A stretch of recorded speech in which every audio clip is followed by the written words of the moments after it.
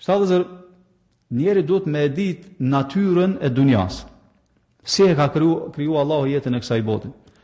Edhe ato kënaqësi vëllezër që Allah i ka kriju në këtë botë, janë tilla që janë njollosura që ka me lodhje, me raskapitje, me vështirësi. Njeri duhet mu lodhë fort për me arritë ato kënaqësi. Pastaj edhe pasi që ti arrin, vinë domethënë halla dhe brengë të tjera. Se mos po ikën, mos po trazon me gjana e kështu me radhë. Andaj edhe në dunja, to duhet me kuptu, nuk ka kënaqësi, nuk ka lumturi të pastër. Nuk ka lumturi të pastër. Shtatëzë e vrem, ai i cili ka sundim edhe ka pushtet. Para se me arrit të karikat e postit e pushtetit e sundimi, lodhet, raskapitet, sakrifikon.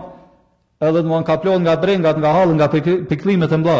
Pastaj, ja mundson Allahu ullet aty në karik pushtet, vinë çka brenga tjera. Qysh me mbajt pastaj atë pushtet. Qysh me eruj, qysh mos me ik nga kurthet e armiqve kështu me radhë. Pashtu pasuria dhe shikone, njeri lodhet, raskapitet, shkatron shëndetin, nervat me arrit, me të bush ka pasurin jetën e kësaj bote. E arrin, ja mundson Allahu me arrit, pastaj vinë brenga tjera.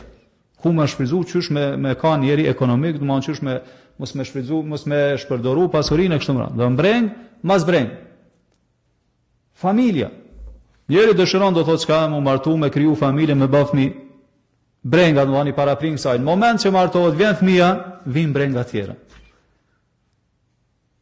Do të thonë provohet dashur fëmia në shëndet, pastaj kaplohen prindit nga pagjumësia, nga hallët, nga telashet e kështu me radhë, pastaj fëmia rritet, hin shkollë, gëzim familje, pastaj brenga tjera. A po mëson, a nuk po mëson, apo avancon, domethënë shkollë. Pastaj nëse është që avancon shkollë, pastaj vin brenga tjera, jo adoleshenca, jo kjo, pastaj brenga tjera, martesa e kështu me radhë. Pastaj njeri vëllezër çka plakët. E me pleqtërim vin çka edhe smundjet. Smundje ndryshme. Vin domethënë brenga, hallë, dobësi në trup. Pastaj njeri ndoshta i zgjatet jeta shumë, edhe kej shoqërinë që e ka pas, nuk i ka më. Gjithë ndoshta kanë dhek para tina. Edhe kanë bet i vetëm. Pastaj e vren se ata rreth tij që i ka, edhe pse kujdesin për to, fillojnë çka më mërzit. I kaplon çka mërzia, monotonia dhe krejt presin vdekjen tonë. Shkon zëma që kjo, po na sharon këta Ibn Kaimi realitetin e dunjas dhe çka është dunjaja po. Thonë menzi spresin që ti me vdek, edhe nuk munën ma nuk e përballojnë çka ma me të shërby.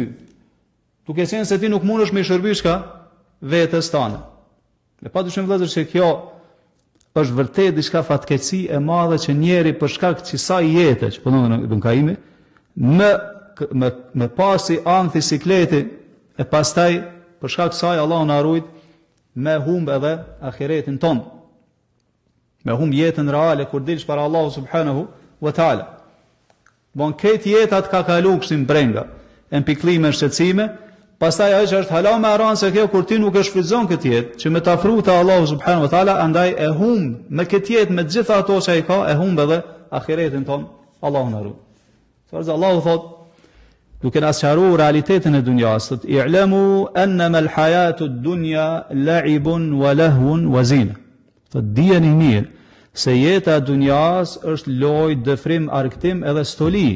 Wa tafakhurun bainakum wa takathurun fil amwali wal aulad. Edhe është mburrje mes juve, edhe rivalitet.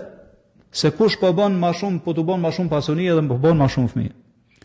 Thot kamathali ghaythin a'jaba al-kuffara nabatuhu thumma yahiju fatarahu musfarran thumma yakunu hutama. Thot jeta e dunjas i ngjallon bimës, thot e cila rritet edhe bëhet joshse dhe gjelbert masi që të bjen ujë dhe shiu. Mirë po çka ndodh pastaj thot thumma yahiju zverdhet, vyshkët, fatarahu musfarran thumma yakunu hutama dhe bëhet diçka këtë pa vlerë. Thot wa fil akhirati adhabun shadid. Thot Allah dijeni se në ahiret ka dënim të ashpër. Wa maghfiratun min Allahi wa ridwan. Mirë po ka edhe falje gjunash për Allahut edhe kënaqësi.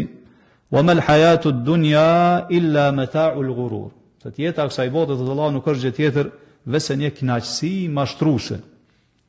Për to zot pejgamberi sallallahu alajhi wasallam ka thënë duke na sqaruar realitetin e dunjas, law anna ad-dunya tusawi 'inda Allahi janaha ba'uda. Të sikur dunjaja të kishte vlerë te Allahu sa krahu I mushkonjes.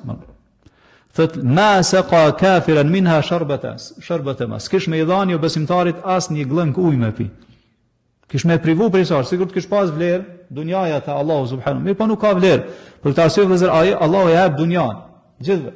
Kurdo që përpjeket Allahu ja jep.